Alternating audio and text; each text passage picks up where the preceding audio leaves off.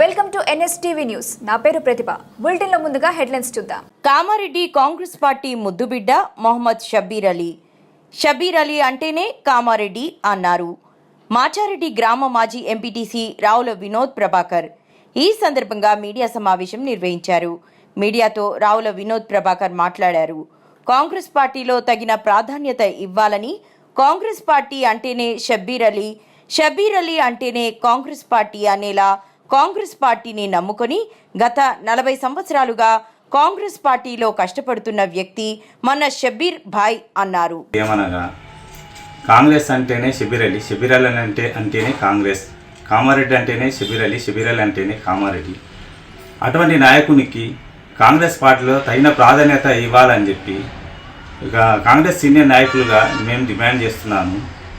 అయ్యా ముఖ్యమంత్రి గారు, రాహుల్ గాంధీ గారు, మీనాక్షి నటరాజన్ గారు, పిసిసి అధ్యక్షుడు మహేష్ కుమార్ గౌడ్ గారులకు పాదాభివందనం చేస్తూ, అయ్యా మా షబ్బీర్ అలీ గారికి ఒక మైనార్టీ నేత, అందరినీ కలుపుకొని పోయే నేత, గత 44 సంవత్సరాల నుంచి కాంగ్రెస్ పార్టీని నమ్ముకున్న నేత, కాంగ్రెస్ పార్టీకి ఎల్లవేళ కష్టపడ్డ నేత, ఆయనకు ఎమ్మెల్సీ పదవి ఇస్తూ మంత్రివర్గంలోకి తీసుకోవాలని చెప్పి మేము డిమాండ్ చేస్తున్నాము.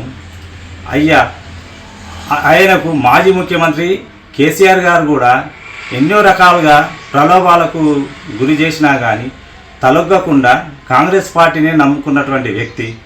ఆయనకు గత పీరియడ్లో కేసీఆర్ గారు ఉప ముఖ్యమంత్రి పదవి ఇస్తా షబ్బీర్ భాయ్ రమ్మని చెప్పి అన్నా కానీ ఆయన పోకుండా ఇదే పార్టీని నమ్ముకొని ఉన్నాడు.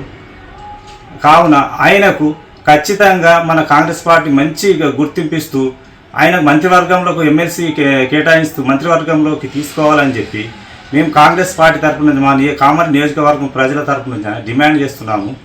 అయ్యా ముఖ్యమంత్రి గారు, కామారెడ్డి సీటును సునాయాసంగా గెలుచుకునే శక్తి మా షబ్బీర్ అలీ గారికి ఉన్నా కానీ మీరు కోరినందున కామారెడ్డి సీటును వదులుకొని నిజామాబాద్లో పోటీ చేసి తక్కువ మెజార్టీతో ఓడిపోవడం జరిగింది. కామారెడ్డిలో సునాయాసంగా మాజీ సీఎం గారు నిలబడ్డా కానీ సునాయాసంగా గెలుచుకునే సీటు మా షబ్బీర్ భాయ్ది. అయినా మీ గురించి ఆయన మీకు అప్పచెప్పిండు సీట్ను.